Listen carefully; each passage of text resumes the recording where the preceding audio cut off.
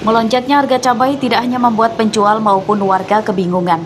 Kondisi itu juga dialami pemilik warung makan yang harus memutar otak mencari solusi supaya usahanya tetap berjalan.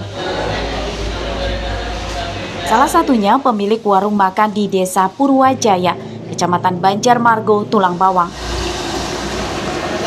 Warung ini memang terkenal dengan sambalnya yang tidak pelit cabai kepada konsumen. Pemilik usaha mengeluh harga cabai yang terus melonjak dan terpaksa mengurangi penjualan. Jika pada hari biasa warung bisa menjual sambal saja, namun kini konsumen harus membeli 1 porsi nasi dan ayam sebelum mendapatkan sambal.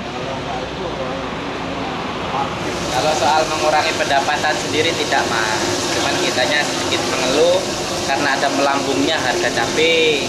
Biasanya kita jual cabai itu ada orang beli sambal kita jualin, cuman kita mengurangi sekarang kita nggak jual sambal. Kita cuma penjualan ayam sama sambal 1 porsi gitu aja, Mas. Ya mudah-mudahan kedepannya kita lebih baik lagi bisa turun harga cabai, Mas. Pembeli tidak mengeluh karena mereka paham harga cabai sedang melambung. Jika ingin merasakan sambal pedas khas, mereka langsung datang dan membeli 1 porsi nasi ayam. Sering makan di sini, Bu? Gimana untuk rasa sambalnya sendiri, Bu? Pedas cukup, walaupun mahal nggak ada rasa kurang, enak. Tetap, Bu, ya. Jadi rasa untuk sambal sendiri tidak mengurangi. Harga cabai di Tulang Bawang tembus Rp80.000 per kilogram dari sebelumnya Rp30.000–Rp40.000 per kilogram. Selain cabai, harga tomat dan kol juga naik lebih dari 100%. Mustaqim melaporkan dari Tulang Bawang.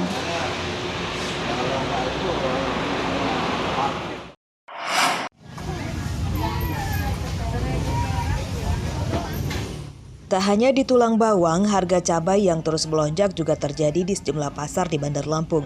Sedihnya, kenaikan harga itu terjadi menjelang Hari Raya Idul Adha yang hanya beberapa pekan lagi. Salah satunya dialami pedagang di Pasar Pasir Gintung. Pada Selasa pagi, pedagang mengeluhkan kenaikan harga cabai membuat pembeli berkurang drastis. Bahkan omset mereka turun hingga 50%. Cabai rawit kini menembus harga Rp80.000 dari sebelumnya Rp60.000 per kilogramnya. Lalu cabai caplak naik dari Rp55.000 menjadi Rp70.000 dan cabai merah keriting menjadi Rp55.000 dari sebelumnya Rp28.000 per kilogramnya. Bawa semua, kesananya. Oh, kesana juga barangnya kurang. Bukan. Habis lebaran ini. Habis lebaran. Iya, lebaran aja kemarin murah malah. Aduh, 50%.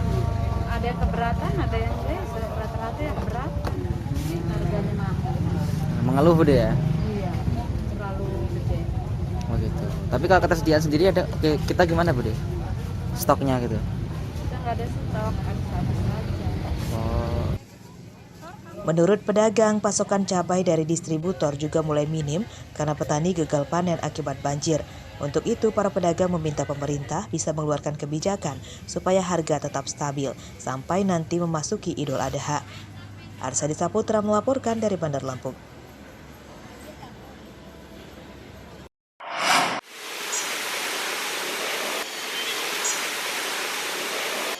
Pemerintah Kota Bandar Lampung belum bisa berbuat banyak mengatasi kenaikan harga cabai dan bawang merah.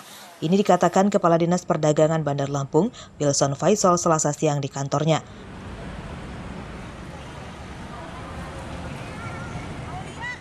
Pemkot kini masih memantau kenaikan harga. Pemkot menyebut ada beberapa faktor yang membuat naiknya harga cabai dan bawang merah. Di antaranya cuaca yang menyebabkan petani gagal panen dan daya beli masyarakat meningkat menjelang Hari Raya Idul Adha. Ada banyak penyebabnya. Kalau kemarin itu harga pakannya naik, kalau bawang itu karena di sumber asalnya bermasalah, banjir, hujan itu sehingga panen terlambat, jadi bawang harga bawang naik. Mungkin kita hanya melakukan pengawasan, yang pasti barangnya masih tersedia dan ya, kita lihatlah 1 bulan 2 bulan. Pantauan di Pasar Bandar Lampung Selasa pagi, harga cabai rawit tembus Rp80.000 per kilogram. Kenaikan harga cabai diakui pedagang rutin terjadi menjelang Hari Raya Idul Adha. Kalau dari Jawa ada murah. Lebih murah. Kalau nggak ada yang ini ya mahal. Alasannya kenapa Bu? Bawang merah sama cabai bisa naik gitu? Ya nggak tahu. Ya betulnya juga banyak. Di depan itu banyak. Kalau banyak di depan pasti murah. Kalau kosong ya mahal. Harga cabai naik padahal stoknya banyak. Para pedagang tidak kesulitan mendapatkan pasokan cabai dari agen. Mereka meminta pemerintah segera mengatasi kenaikan harga cabai dan bahan pokok lainnya. Jeffrey Arifin melaporkan dari Bandar Lampung.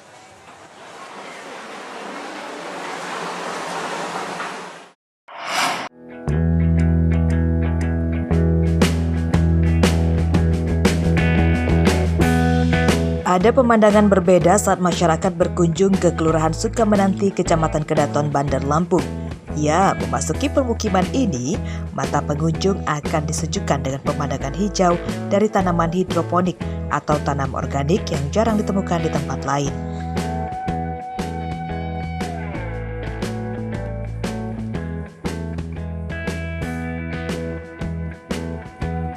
Tanaman di jalan lorong masuk ke permukiman ini merupakan hasil bertani emak-emak.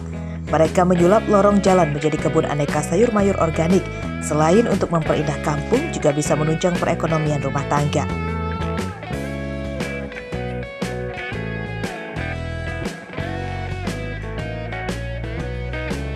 Kesannya ya kami sangat senang. Karena kan ini untuk penghijauan juga, untuk pemanfaatan lahan yang memang sempit, untuk kegiatan ibu-ibu yang di rumah juga. Jadi kita tanam sayur-sayuran, buah-buahan, bunga. Yang penting lingkungan kita hijau, ada pemanfaatan dan ada gunanya. Dampaknya yang dulu sama sekarang seperti apa? Oh, ada dampaknya. Kalau sekarang kita bisa jual hasil-hasil ini kan bisa untuk pemasukan tambahan. Atau kita Aktivitas bertani dipandu seorang pembina. Tanaman cabai, terong, sawi, tomat rampai adalah tanaman organik yang tidak menggunakan pupuk kimia.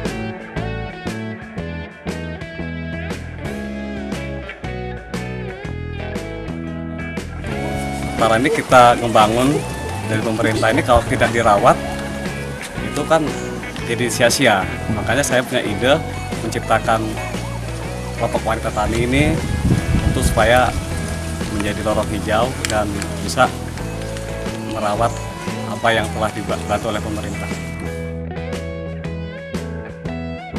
Kampung mereka kini dinamai Kota Lorong Hijau. Seluruh hasil penjualan sayur mayur dikelola oleh kelompok emak-emak untuk kepentingan sosial kampung dan sisanya dibagikan secara adil ke para peserta. Robi Laste melaporkan dari Bandar Lampung.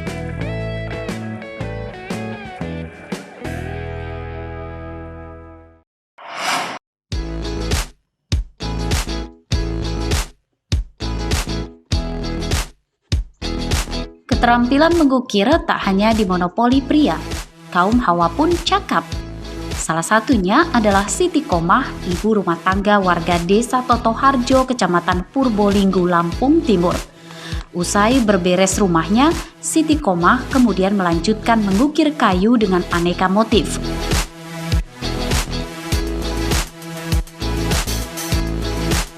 Untuk mendukung kerjanya, Siti Komah memiliki ruang kerja sendiri di samping rumah.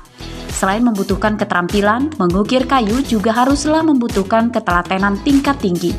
Sekali salah, maka akan mengurangi keindahan hasil ukirnya.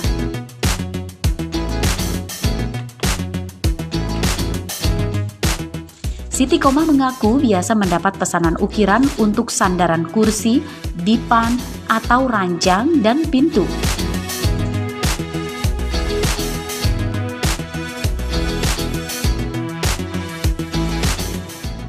Jasa ukiran karya Siti Komah ini dipatok harga yang bervariasi, kisaran 100 sampai dengan Rp500.000, tergantung luasan papan yang diukir dan tingkat kerumitannya. Ya punya orang lain, saya kan pengrajin, Hitungannya bagaimana? Ya satu setel itu yang udang itu 200, yang ini 500, yang sudut itu. Berapa hari selesai? Ini 3 hari. Udang itu 1 hari. Ya harapan ya cari nafkah tua buat anak sekolah. Siti Koma mengaku sudah menekuni jadi pengrajin ukir kayu ini sejak masih gadis atau sekitar sejak 36 tahun lalu. Ukiran yang banyak dipesan adalah bergambarkan matahari, bunga, dan hewan. Sebagian pesanan paling banyak dari pengusaha mebel. Mustaqim melaporkan dari Lampung Timur.